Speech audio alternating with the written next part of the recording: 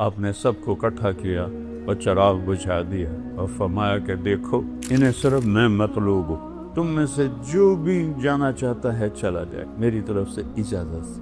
آپ کے وفاداروں میں سعید بن عبداللہ رحمۃ اللہ علیہ رضی اللہ عنہ وہ کھڑے ہوئے، کہنے لگے میری ایک جان ہے جو قربان ہو جائے گی، کاش میری 100 جانیں ہوتی اور میں ایک ایک کر کے تیرے نام پہ قربان کرتا۔ بیٹھے تھے، اونگھ آ گئی، آنکھ کھلی تو ہنسنے لگے۔ حضرت زینب نے پوچھا کیوں ہنس رہے ہوں، یہ کوئی ہنسنے کا موقع ہے؟ فرمایا اللہ کے نبی خواب میں آئے ہیں، فرما رہے ہیں میرے بیٹے میں تمہیں لینے کے لیے آ چکا ہوں۔ آپ نے آگے بڑھ کر ان کو خط دکھائے۔ شمر نے کہا اب خط چھوڑو، اب ہم تمہیں قتل کریں گے، تو آپ ہنس پڑے۔ اتخوفنی بالموت، مجھے موت سے ڈراتے؟ اگر 1447 سال میں کسی موقع پر نماز کی گنجائش تھی تو امام حسین کے پاس تھی۔ آپ نے فرمایا بھتیجے آج تیرا چچا بڑا بے بس ہے، اس گردن پہ چھری چلائی جس سے میرے نبی کے حسن پہ نشان۔ 72 دھڑ بغیر سروں کے تھے تو انہوں نے ایسے مڑ کے دیکھا تو انہوں نے ایک مرثیہ کہا، واہ محمدا واہ محمدا، ہائے یا محمد ہائے یا محمد۔ یہ باہر نکلا ہے تو آپ نے پیغام بھیجا کہ آج رات مہلت دے دو، کل میں آپ کو بتاؤں گا۔ وہ سارے خوش ہو گئے کہ ڈر گیا ہے کل یہ ہماری بیعت کر لے گا۔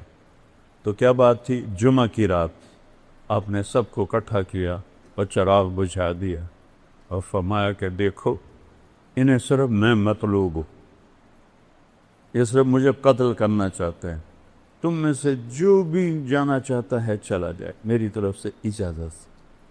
اور ایک رات کی مہلت ایک تو اس وجہ سے مانگی ہے، ایک اس وجہ سے مانگی ہے کہ آج مبارک رات ہے، اپنے اللہ کے سامنے رو دھو کے اپنے اللہ سے توبہ کر کے پھر میدان میں اتریں۔ تو ایک بھی نہیں اٹھا۔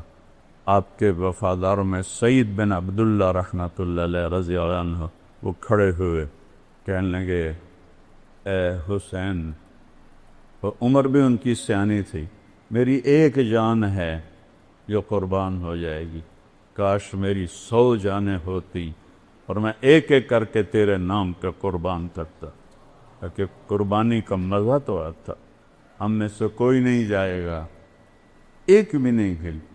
اور صبح آپ خیمے کے سامنے تھوڑا سا بیٹھے تھے، اونگھ آ گئی، آنکھ کھلی تو ہنسنے لگے۔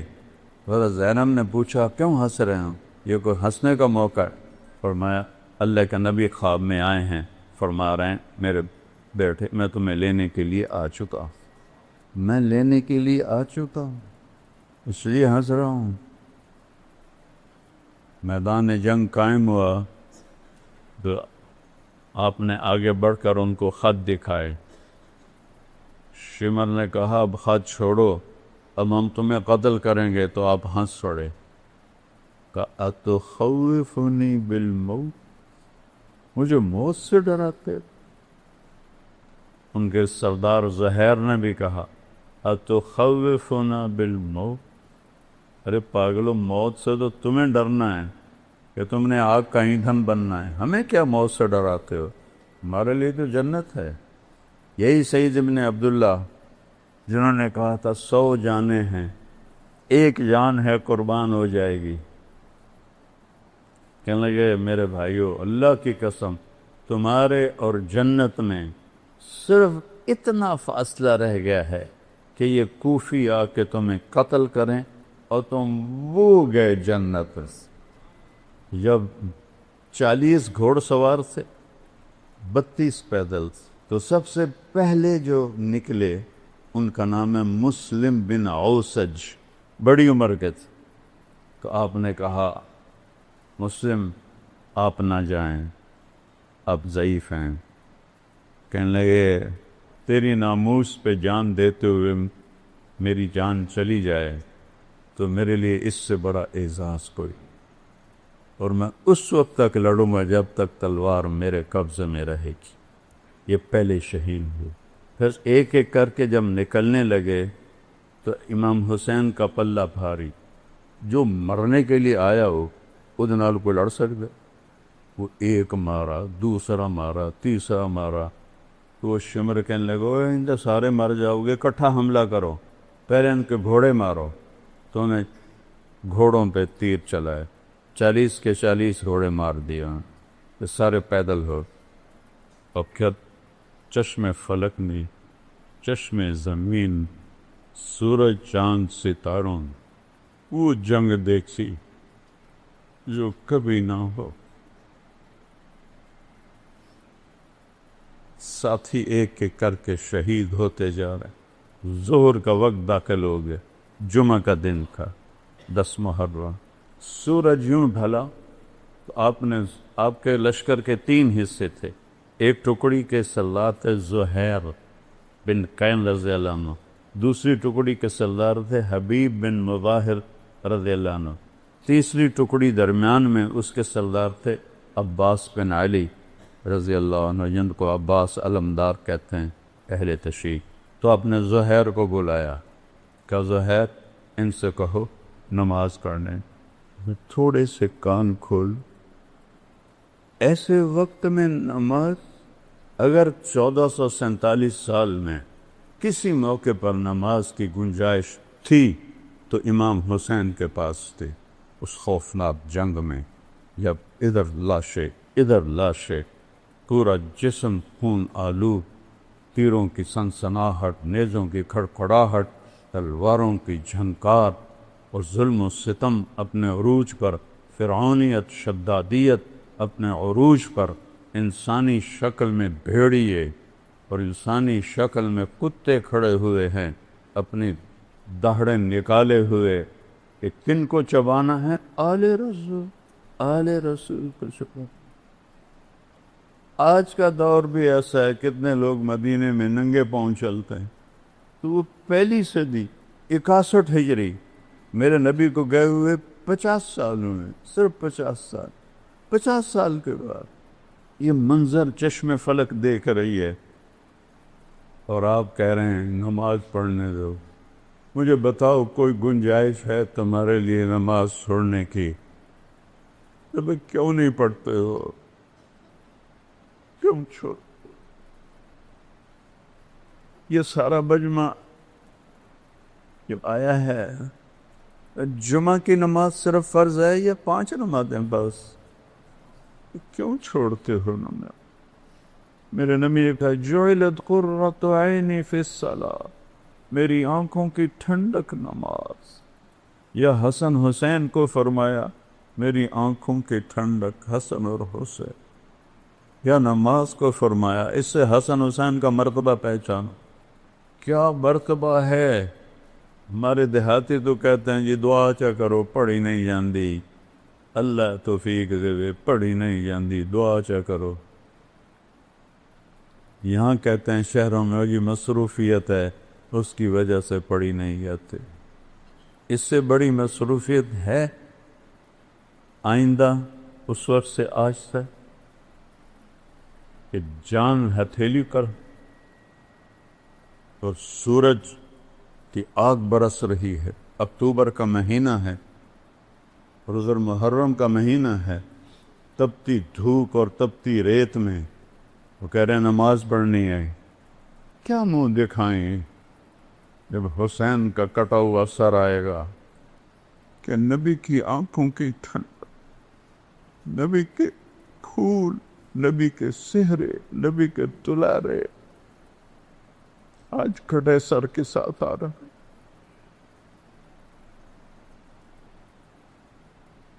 ہم ان کی امت ہے، سب سہولتیں موجود ہیں، نماز کیوں نہیں پڑھتے؟ کیوں سستی کر؟ کیا معاف کروا لی؟ معاف تو حسین کو ہونی چاہیے تھی۔ اللہ نے کہا سر بھی کٹنا پڑے تو کٹوا، پر نماز نہیں چھوڑنے دوں گا۔ اس سے کہا، شمر نے کہا پڑھو یا نہ پڑھو ہم قتل کریں گے۔ فرمایا پھر نماز تو نہیں چھوڑوں گا نا۔ اللہ کی عزت کی قسم اگر امام حسین نماز چھوڑ دیتے ان کے لیے کوئی مسئلہ نہیں تھا۔ لیکن یہ نبی کے وارث، نبی کی نسل، نبی کی اولاد، انہوں نے امت کو پیغام دینا ہے. اگر چھوڑ دیتے تو پیغام ادھورا ہو جاتا. پیغام دینا ہے، نماز نہیں چھوڑنی. تھے ہمیں ایک تیرے معرکہ آراؤں میں، خشکیوں میں کبھی لڑتے کبھی دریاؤں میں، دیا دانے کبھی یورپ کے پلیساؤں میں، کبھی افریقہ کے تپتے ہوئے صحراؤں میں. شان آنکھوں میں نجشتی تھی جہانداروں کی، کلمہ پڑھتے تھے ہم چھاؤں میں تلواروں کی. اس سے سرکشہ کوئی تو بگڑ جاتے تھے، دیکھ کیا چیز ہے ہم توپ سے لڑ جاتے تھے. نقش توحید کا ہر دل پہ بٹھایا ہم نے، زیر خنجر بھی یہ پیغام ہم سنایا. زیر خنجر نماز پڑھی جا رہی ہے. پوری 1447 ہجری میں ایسی نماز نہیں پڑھی گئی. اس وقت تک کافی تو شہید ہو گئے تھے. آپ نے کہا اچھا ایسا کرو، آدھے جنگ کرو آدھے نماز پڑھو. انہوں نے پانی تو تھا نہیں، اپنے خون سے وضو کیا جو پانی کی طرح بہ رہا تھا. کربلا کی ریت کا تیمم کیا اور اس سے انہوں نے اللہ اکبر کہا ہوگا. تھوڑا سا 1400 سال پیچھے چلے جا، اس تکبیر نے کیا ہنگامہ کھڑا کیا ہوگا. پوری کائنات، فرشتے تک لرز اٹھے ہوں گے جب انہوں نے سجدے میں سر رکھ کے سبحان رب الاعلی کہا ہوگا. زمین پر ایسا سجدہ آج تک نہیں. تحت الثری تک زمین کی چیخ و پکار ہوگی، آب و بکا ہوگی. بہتے خون کے ساتھ، شرابور پسینے کے ساتھ، زخموں کے درد کے ساتھ، تیروں کی چھاؤں میں، تیروں کے چھید کے ساتھ، تلواروں کے زخم کے ساتھ، نیزوں کے چیر دینے والے زخموں کے ساتھ یہ چند لوگ کھڑے کہہ رہے ہیں اللہ اکبر، اور پیغام دے رہے ہیں اے امت محمد نماز نہ چھوڑنا. موت قبول ہے، نماز نہیں چھوڑنی. یہ دکاندار بیٹھے ہیں، 2-4 گاہک زیادہ آ جائیں نماز چھوڑ دیتے ہیں کہ کہیں گاہک نہ چلے جائیں. اللہ دیکھ رہا ہے. اللہ چاہتا تو 1 سیکنڈ میں یہ سب ہٹا دے. بدر میں نہیں آ گئے تھے 313 کے ساتھ 1000 فرشتے، یہاں بھی آ جاتے. نہیں، میرے نبی کے باغ کو پانی چاہیے، اور سب سے اعلیٰ پانی میرے نبی کی اولاد اپون. کھاد چاہیے، اور سب سے اعلیٰ کھاد میرے نبی کے اولاد کی بوٹیاں ہیں جنہیں بوٹی بوٹی کر دیا گیا. ان کی لاشوں پہ گھوڑے دوڑا دیے گئے. آدھوں نے نماز پڑھی، آدھوں نے جنگ کی. پھر ان آدھوں نے نماز پڑھی، جنہوں نے نماز انہوں نے جنگ کی. پھر سارے اکٹھے ہو گئے، پھر ایک ایک کر کے سارے سے ساتھ جان ساتھ شہید ہو کے اہل بیت رہ گئے. تو سب سے پہلے آپ کے بیٹے علی الاکبر نے اجازت مانگی کہ ابا جان میں آپ کو مرتا نہیں دیکھ سکتا، مجھے اجازت دے، میں پہلے جاؤں گا. جوان بیٹے کو موت کے سپرد کرنا آسان، روز کو قتل ہونے کے لیے دیکھنے جا رہا ہے. تو پہلے قتل، پیچھے بہنیں بچے دیکھتے ہیں.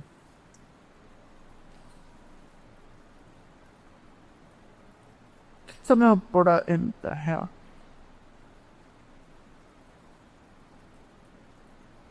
اس سارے خاندان کے سامنے خاندان ذبح ہو رہا. جب وہ شہید ہوئے اور گرے تو حضرت زینب دوڑتی ہوئی آئیں اور ان کو گلے سے لگایا. کہا یہ قوم کیا جواب دے گی اللہ کو کہ انہوں نے اللہ کے رسول کی اولاد کو ذبح کر، ان کو اٹھا کے پیچھے لٹایا۔ اس کے بعد آپ کے بھتیجے حضرت قاسم نے اجازت مانگی، قاسم بن حسن، وہ سب سے خوبصورت تھے اس وقت اہل بیت میں، تو انہوں نے جب جا کے حملہ کیا، کئیوں کو جہنم میں پہنچایا، لیکن ایک اکیلا کیا ہے، چاروں طرف سے جو پار ہوئے وہ گرے تو ان کے منہ سے نکلا یا اماں، ہائے چچا،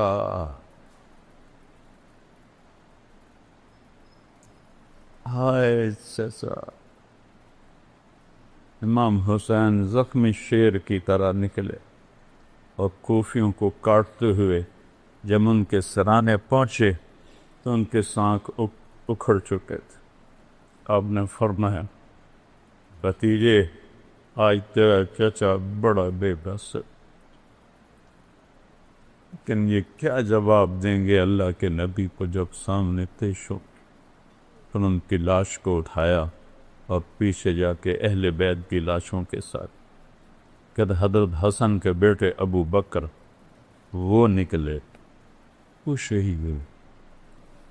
پھر آپ حضرت علی کے بھائی عباس وہ شہید ہوئے، کہ حضرت عثمان وہ شہید ہوئے، کہ حضرت جعفر وہ شہید ہوئے، کہ حضرت محمد وہ شہید ہوئے۔ اور پھر اکیلے رہ گئے امام حسین، تو آپ زخموں سے چور بیٹھے ہوئے تھے، تو آپ کے بیٹے تھے عبداللہ بن حسین، آپ نے فرمایا عبداللہ ملا دو۔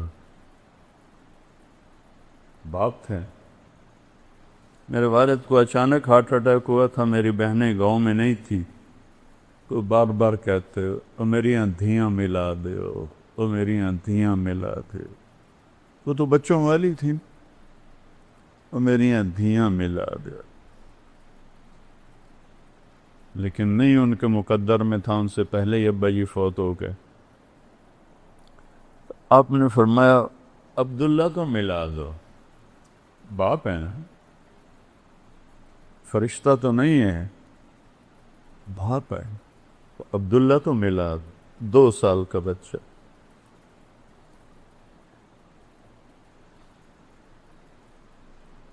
ان کو لے کر آئیں ایک خاتون، آپ نے گود میں بٹھایا اور یہاں اپنے ران کے اوپر ان کو بٹھا کر ان کو ایسے حسرت بری الوداعی نظروں سے دیکھ رہے، باتیں جو زبان پہ لا نہ سکے آنکھوں نے کہی، آنکھوں نے سن۔ باپ بیٹے کا آنکھوں میں مکالمہ ہو رہا، اللہ ہی جانے کیا ہو رہا ہے، اور کیا سنگ دل تھا حرملہ بن یزید، اس نے طاق کے تیر مارا، یہ تیر خطا بھی ہو سکتا تھا،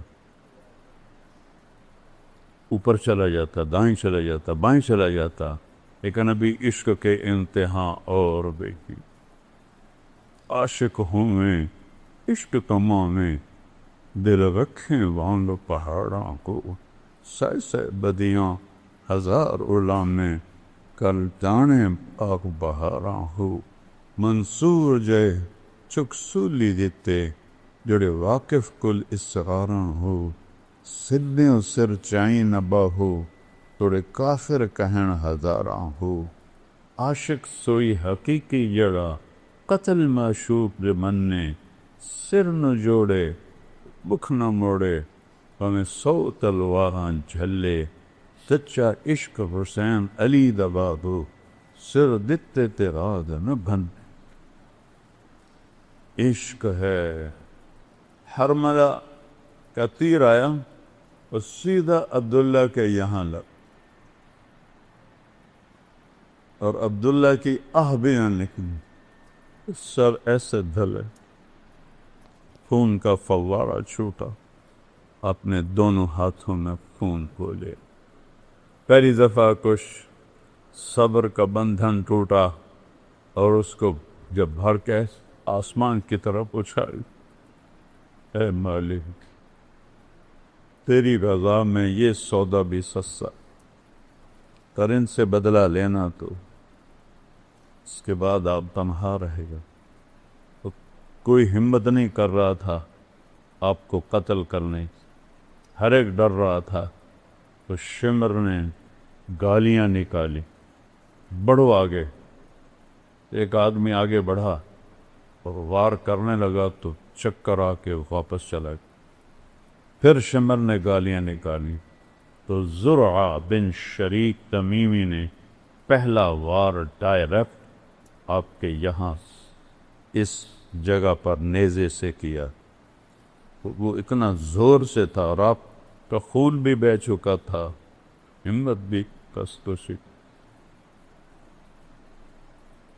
جو 17 جوان نسلوں کو قتل ہوتا دیکھے تو کیا گزری ہو، اور نبی کا محبوب ترین شہزادہ ہے، زخموں سے چور ہے، 54 سال کی عمر ہے، 56 سال۔ اس سے جب وہ گرے تو انہوں نے کہا سر کاٹو۔ ایک آدمی آگے بڑھا تو اس کے ہاتھ کانپ گئے، وہ پیچھے ہٹ۔ تو سنان بن انس نفعی، بعض اہل تشریح کہتے ہیں یہ حضرت انس رضی اللہ عنہ کا بیٹا تھا، یہ تھا سنان بن انس نفعی، یہ حضرت انس کا بیٹا نہیں تھا، یہ ایسے ہی الزام ہے۔ اس نے آپ کی گردن پہ چھری چلائی، اس گردن پہ چھری چلائی جس سے میرے نبی کے اس پہ نشان،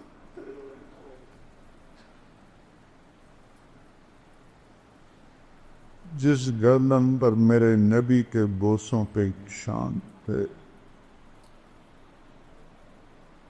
جس کہ ہر عضو کو میرے نبی نے اپنے بوسوں سے سجایا ہوا تھا۔ سر کاٹا اور خولہ بن یزید کو دے دیا۔ وہ گیا بھاگا ہوا اور عمر بن سعد سے کہنے لگا میں نے بڑے سردار کو قتل کیا، میرا گھر سونے سے بھر دو۔ سونے چاندی پر ہی اولاد بچی۔ ان سب کو کوفے لے گئے، 40 کلومیٹر چلا کر۔ جب چلنے لگے اور حضرت زینب نے پیچھے مڑ کے دیکھا تو باہر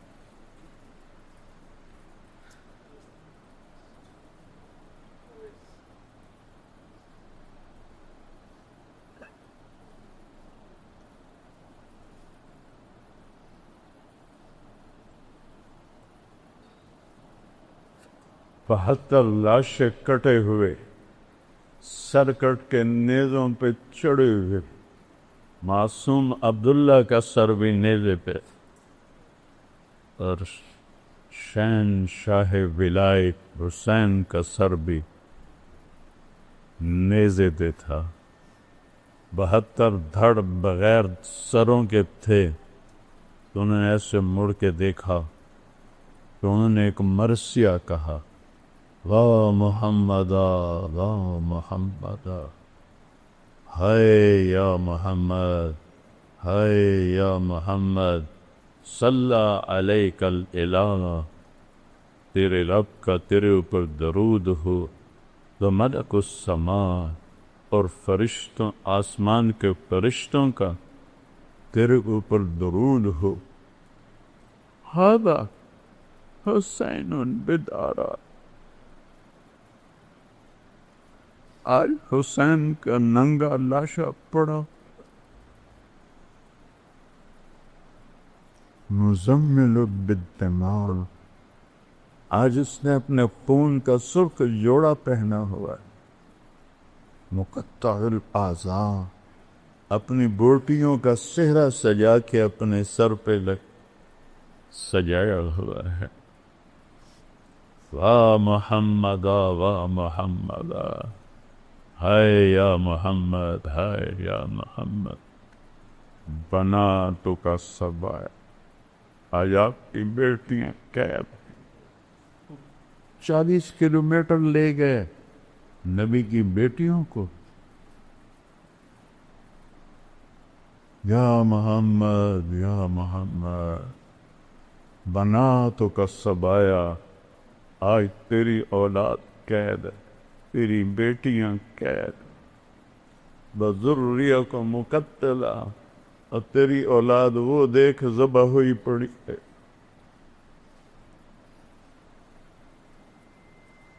تسی علیہ الریاح، کوفیوں نے کفن دینی تھی، اجازت نہیں دی تو ہوا اڑی، اس نے مٹی کو اٹھایا اور ساری لاشوں کو مٹی کا کفن پہنا،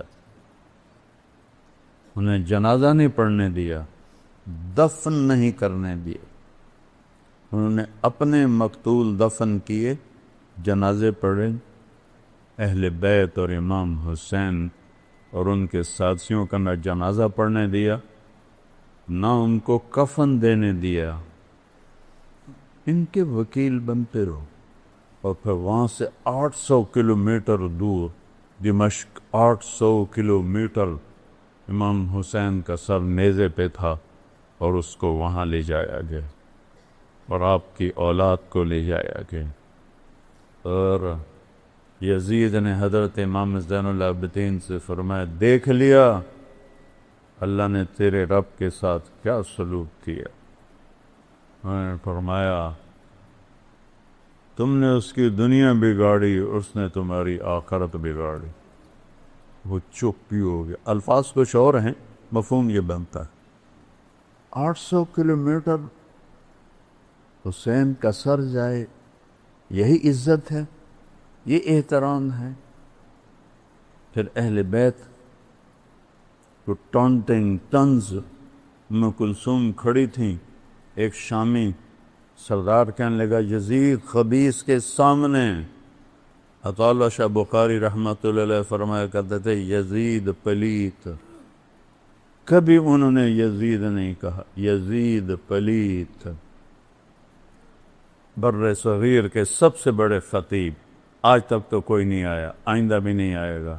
جب اس ملعون کا ذکر آتا تھا، یزید پلیت. تو بھائیو، اہل بیت سے محبت کرو. اس ظلم و ستم کی داستان پہ آنسو بہایا تھے. تو باقی عمل کے بغیر جنت نہیں ملتی.